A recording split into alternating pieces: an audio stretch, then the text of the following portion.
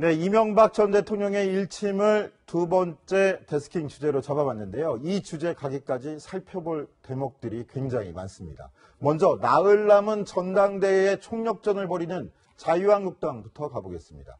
어제는 대구 경북 합동연설회가 있었는데요. 나를 밀어달라 목청을 높인 한국당 주자들의 모습 화면으로 준비했습니다. 강력한 쇄신, 당당한 야당, 기호 2번 홍준표 후보입니다. 박정희, 전두환, 노태우, 이명박, 박근혜 뒤를 잇는 그런 대구 경북의 희망이 한번 되어보자. 마지막 정치 인생을 대구에서 한번 해보자. 그러다고 해서 내가 대구시장 나가려는 초도 없어요. 독하디독한 문재인 정권의 앞으로 사법적인 여러 가지 탄압과 억압이 예상됩니다. 도덕성과 선명성이 있어야 합니다. 문재인 정권은 국정 유보 정권이고 시작부터 국정 불안의 씨앗을 곳곳에 잉태시키고 또 온통 국정 파탄의 지뢰를 심고 있습니다. 바로 박정희 대통령이 만들어낸 한강의 기적을 반드시 만들어내야 됩니다, 여러분. 당원들을 대상으로 한 전당대회 연설이기 때문일까요? 지지율 70% 이상 고공행진을 이어가고 있는 문재인 정권에 대해서 굉장히 비판하는 내용들이 세 후보 모두 일관된 입장인 것 같은데요. 이현수 기자 보기에 어떤 이유일까요? 특히 저희가 TK라서도 그럴까요? 그렇죠. 대구 경북에서 열린 연설회였기 때문에 기본적으로 이 대구 경북 지역은 보수의 심장으로 불리기도 하고요. 자유한국당에서는 정치적인 고향으로 불리는 곳입니다.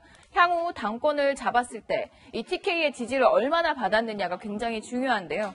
특히 홍준표 후보, 당시 대선 후보 때도 기억하시겠지만 서문시장에서 출마 선언을 하고 출정식을 했었습니다. 그만큼 TK를 중요하게 여기는 후보들, TK 마음을 얻기 위해서 상당히 노력하는 모습이었는데요.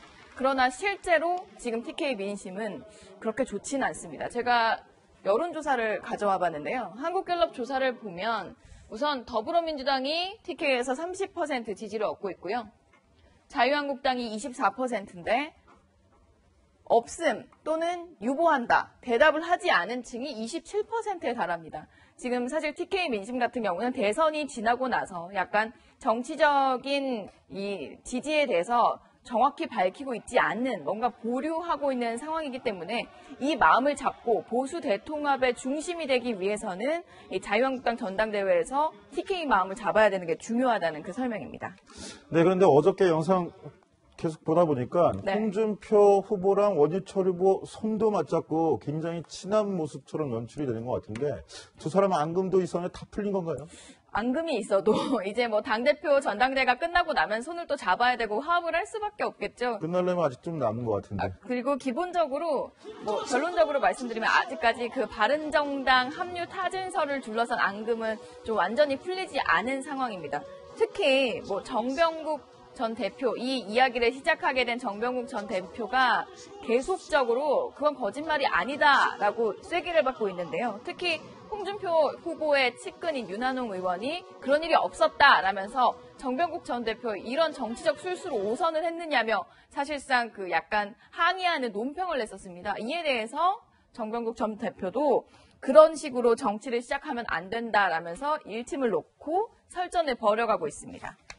자, 그런데 한국당 당내에서는 손을 맞잡던 서로 으리렁거리던 간에 전당대회가 끝난 다음에 더 걱정이다, 이 소리가 나오고 있어요. 이거 무슨 이유에서 이런 소리가 나오는 건가요? 너무 격하게 지금 경쟁이 벌어지고 있다 보니 지금 사실상 집단 지도체제가 아니라 당대표랑 최고위원을 따로 뽑는 선거입니다. 그러니까 이 선거가 끝나고 나면 당대표에서 한 명이 뽑히고 최고위원에서 4명 정도가 뽑히게 되는데요.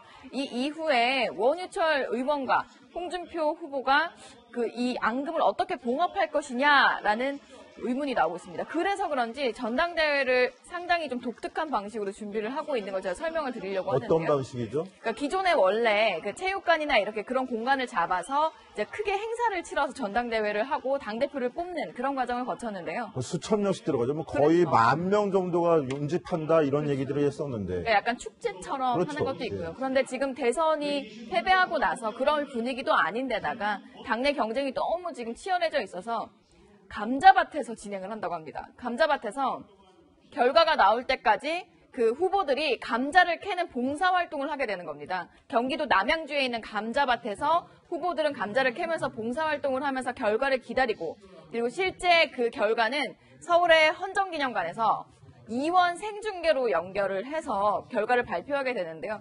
이런 부분에 대해서 뭔가 이 감자를 함께 캐고요. 그리고 결과가 발표되면 함께 막걸리도 좀 한잔하면서 화합의 시간을 가지겠다는 게 당의 설명입니다.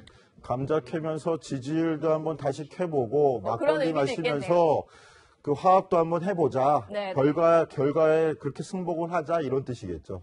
자, 그런데 왜 이런 아이디어까지 내놨을까요? 방송사 TV 토론회까지 나와서 두 사람 또 세 사람 으르렁거리며 싸우기까지 했었는데요. 당시 화면 저희가 준비했습니다. 보고 오시겠습니다. 아마 원 의원이 준비를 좀 해야 될 거예요. 보좌관도 지금 산업은행 건으로 구속이 돼 있지 않습니까? 그 보좌관이 친구죠. 홍 후보님 제곡적은 하지 마시고요. 자, 대법원 판결이나 잘 받으십시오. 저도 찬스를. 이상진 후보도. 홍 후보님께서 또 우리 원 후보님하고 서로 이렇게 법적인 뭐 이런 거 가지고 하시는 모습. 참 우리 국민 앞에서 시청자 앞에서 참 제살 꺾기 먹기입니다. 우선 아까 두 후보께서 말한 내가 6서입니다. 5선 4선거인데 나는 6서입니다. 다시 한번 그거는 더 주지하시고. 저도 육선입니다. 내가 저는 홍 후보님께서 말씀하신 거에 대해서 굉장히 유감입니다. 가만히 안 놔두겠다니요. 그 무슨 말씀을 그렇게 하십니까? 아니 허위사실 폭로하는 거는 가만히 둘 수 있나요? 어떤 게 허위 사실로 그거는 봅니까? 나중에 봅시다. 아니 내가 아니, 자칫 당의 의원들 후배님이 같아요. 하시는 것에 대해서는 전혀 이의가 없는데 허위사실 폭로하는 거 그거는 아니, 저는- 나중에 검토해서 아니, 허위사실이면 아니, 그건 그러니까 가만히 저는 안 있죠. 가만히 안 있긴요. 그 마찬가지죠. 그거는 아니 그런 게 허위사실인지 아닌지 그 나중에 판단해 보면 아실 거 아닙니까? 표현을 하셔도 어. 그래도 자유한국당의 대통령 후보 지내신 분답게 품격 있게 말씀하셔야지. 가만히 안 있겠다. 그럼 그런 식으로 가만히 되십니까? 있을 수 있나요? 그러면 상대방 가만히 있습니까? 마찬가지로. 가만히 안 있고 한번 해보세요. 그렇게 말씀하시면 안 되는 겁니다. 국민들이 보고 있는데.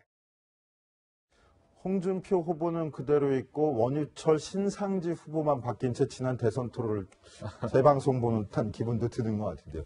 자, 이현수 기자, 좀 전에 보니까 재밌는 게 선수 갖고 싸움 이렇게 말다툼도 벌이는데 실제로 누가입니까?